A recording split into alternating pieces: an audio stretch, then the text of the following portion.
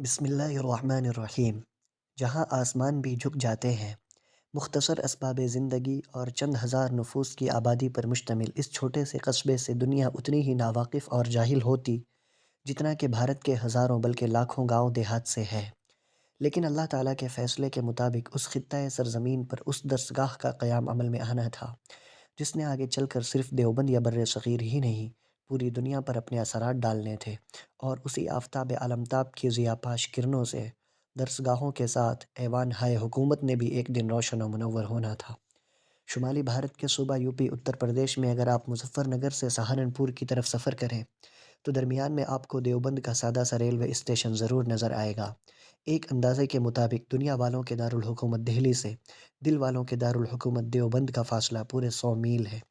یوں تو دیوبند میں مہکنے والے گلستان نے ہر چہار سمت میں دنیا کو مہکایا، لیکن سب سے پہلے جس شہر میں اس کے نقش قدم کی پیروی کی گئی وہ اس سے صرف 20 میل کے فاصلے پر واقع سہارنپور ہے۔ ابھی دارالعلوم دیوبند کی ابتدا کو 6 مہینے ہی گزرنے پائے تھے کہ سہارنپور میں مدرسہ مظاہر علوم کا قیام عمل میں آ گیا۔ بعض محققین نے یہ فاصلہ دہلی سے 90 میل اور سہارنپور سے 22 میل بتایا ہے۔ حضرت مفتی محمد شفیع صاحب رحمہ اللہ، جو خود قصبہ دیوبند کے باشندے تھے اور آپ نے اپنی زندگی کے 51 برس یہاں ہی گزارے، تحریر فرماتے ہیں: اس قصبہ کی کوئی قدیم مفصل تاریخ تو موجود نہیں، مگر اس کے شکستہ آثار سنادید آج تک بھی اس کا پتہ دیتے ہیں کہ یہ بستی 1000 سال سے کہیں زیادہ عمر رکھتی ہے۔ محلہ سرائے پیر زادگان میں ایک قدیم کنویں کے اندر ایک کتبہ سنسکرت زبان میں لکھا ہوا ہے جس میں ہندوؤں کی ایک تیرتھ گاہ دیوی کنڈ کے نام سے مشہور ہے، اور وہیں ایک بت کالی دیوی کے نام سے موسوم رکھا ہوا ہے۔ مشہور یہ ہے کہ اس بستی کی اصل یہی تیرتھ گاہ ہے اور اسی کے نام سے قصبہ کا ابتدائی نام دیبی بن گیا تھا۔ رفتہ رفتہ دیبن نام ہو گیا۔ آخر کے زمانہ طفولیت تک یہ نام بھی بہت زبان زد تھا اور قدیم کاغذات میں بکثرت یہ نام مذکور ہے۔ حضرت مجدد الفسانی رحمۃ اللہ علیہ کی سیرت زبدۃ المقامات میں، جو 11ویں صدی کے اوائل کی تصنیف ہے، ایک مکتوب بنام شیخ احمد دیبنی کے ذیل میں ہے: دیبن موضع است از مضافات سہارنپور میان دو آب۔ بعد میں دیبن سے دیوبند لقب مشہور ہو گیا۔ آئین اکبری میں دیوبند نام درج ہے۔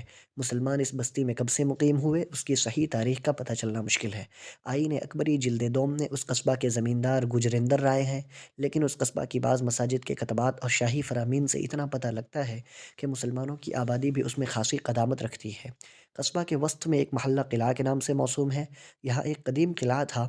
سلطان سکندر شاہ کے زمانہ میں حسن خان صوبیدار نے اس کی قدیم عمارت کو مسمار کر کے از سر نو پختہ اینٹوں سے تعمیر کرایا، اور اسی وجہ سے یہ قلعہ حسن گڑھ کے نام سے موسوم ہے۔ آئین اکبری میں بھی اس قلعہ کا ذکر ہے، اور اس قلعہ کی جامع مسجد پر ایک کتبہ لگا ہوا ہے جس کے بعینی الفاظ یہ ہیں: بنا شد ای مسجد در عہد سلطنت سکندر شاہ ابن سلطان بہلول شاہ خلد اللہ ملکہ۔ تحریر رجب المرجب سنۃ 10 و 900، یعنی 910 ہجری۔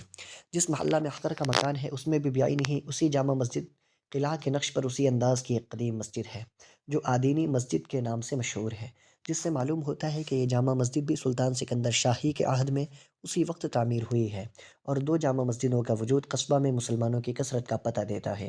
محلہ سرائے پیر زادگان میں ایک مزار سید محمد ابراہیم صاحب نامی بزرگ کا ہے، اور اس کے گرد ایک خانقاہ کے آثار آج تک موجود ہیں، جہاں اکبر شاہ کے عہد سے اس کے نام پر ایک جاگیر وقف تھی۔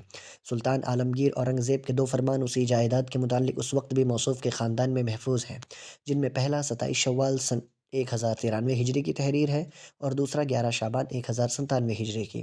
انہی فرامین سے یہ بھی ثابت ہوتا ہے کہ اس خانقاہ میں علوم دینیہ کی تعلیم و تدریس کا بھی انتظام تھا۔ سن 1189 ہجری میں دیوبند پر قصبہ اندری ضلع کرنال کے سکھوں نے 1 لاکھ کی جمعیت سے حملہ کیا اور پورے قصبہ کو تاخت و تاراج کر دیا، عمارتیں جلا ڈالیں۔ یہ خانقاہ بھی اسی فتنہ میں ویران ہوئی۔ الغرض 10ویں صدی ہجری میں دیوبند مسلمانوں کی ایک ممتاز بستی نظر آتی ہے جس میں تعلیم و تدریس اور اصلاح و تربیت کے اچھے آثار پائے جاتے ہیں، لیکن دیوبند کا وہ زمانہ جس میں یہاں دارالعلوم کی بنیاد رکھی جا رہی تھی، یہ اس کی ویرانی کے بعد کا زمانہ ہے، جس میں یہ ایسی کوردہ بستی ہو کر رہ گئی تھی کہ اس کے آس پاس بھی کہیں علم نہ تھا۔ مشہور یہ ہے کہ اس وقت یہاں اگر کسی کنویں میں کوئی جانور گر جاتا تو کوئی اتنا مسئلہ بتانے والا یہاں نہ تھا جو کنویں کے پاک کرنے کا طریقہ بتلا دے۔ لوگوں کو سفر کر کے دوسرے شہروں میں مسائل دریافت کرنا پڑتے تھے۔ مقدمہ امداد المفتیین، صفحہ 82-83۔